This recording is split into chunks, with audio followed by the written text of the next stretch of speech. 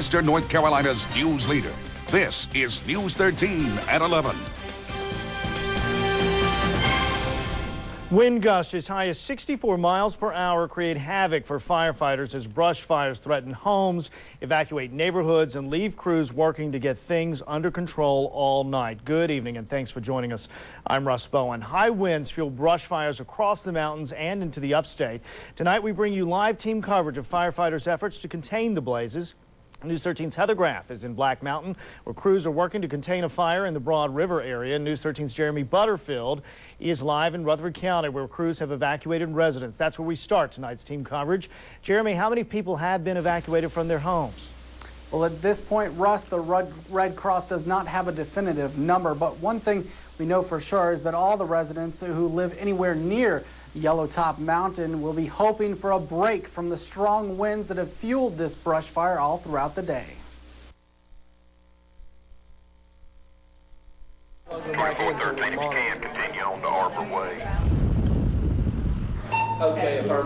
There's no clear idea of why it started, but the brush fire on Yellowtop Mountain quickly made itself known to firefighters and residents as strong winds fueled the blaze and heavy smoke filled the sky.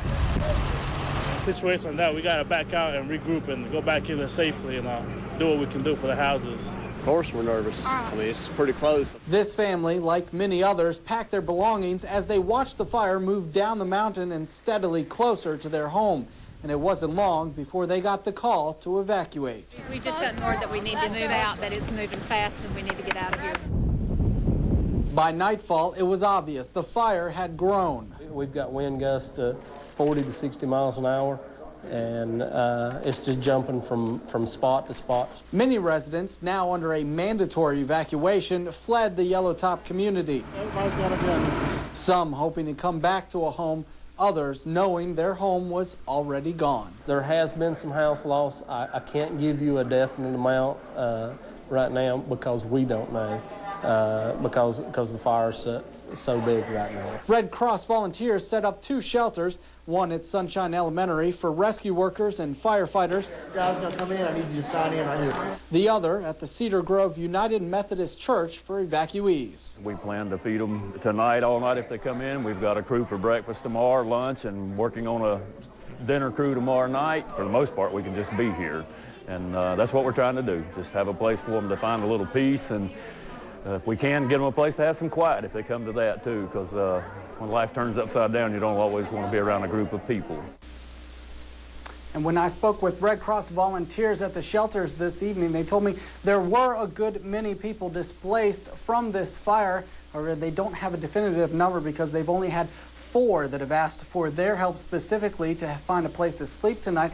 They just are assuming at this point that many of the other families who have been evacuated have family in the area and may be staying with them. Russ? Jeremy, any word yet on how large this fire has become? Firefighters do not have a complete estimate at this point. We do know that earlier this afternoon they had said around 15 acres, but obviously just looking at those pictures you can see that it is much bigger than that at this point. But they are just concentrating their efforts right now on trying to save the homes that are still there and still threatened by that fire. Live from the Rutherford News Center, I'm Jeremy Butterfield, News 13. Jeremy Butterfield, who's live in our Rutherford News Center following our top story tonight. And Jeremy, it sounds like the strong winds, of course, are what helped fuel that fire. How are firefighters coping with all that wind?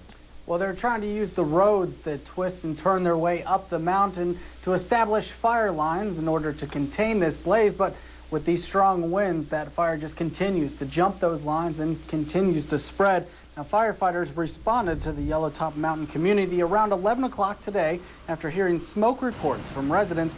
Within just a few short hours, strong winds had pushed the blaze down the mountain and firefighters were forced to retreat while residents were evacuated from their homes. The fire crews tell us some homes have been destroyed by the growing brush fire, and at this point, firefighters' main objective is to try and save the remaining homes on Yellowtop Mountain.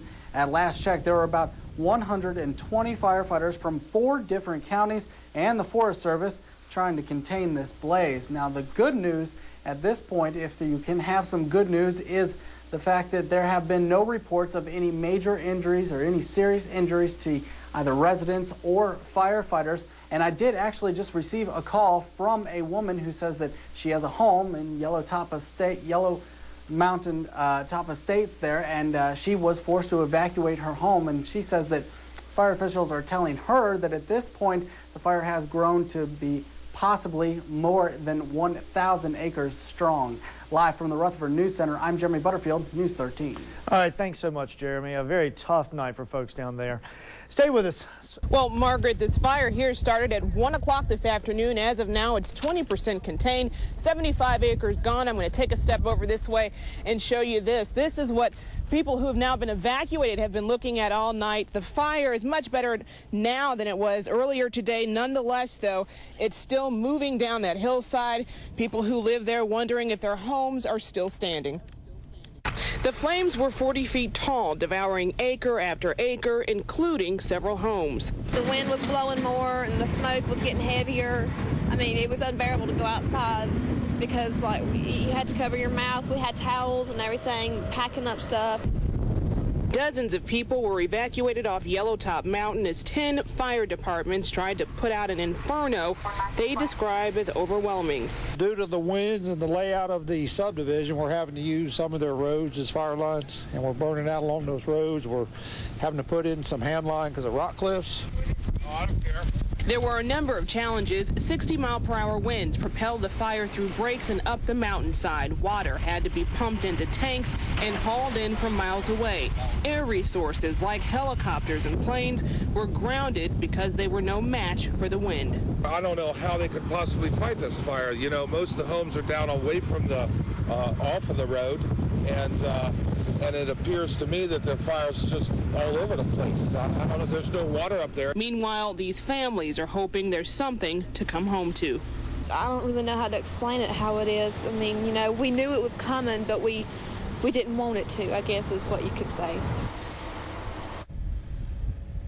Now, firefighters say the wind has been a major problem for them all day and all. That's what may have started this fire in the first place. They think it may have knocked down a power line and sparked this fire. As for the residents who lived up on this mountain, they are being cared for by the American. They're being fed, they're being housed up in motels. At noon, they say. Coming up later in the newscast, I'll have more about the challenges that firefighters have faced throughout the day and throughout the night. We're live in Rutherford County. Jade Hindman, Fox Carolina, the 10 o'clock news.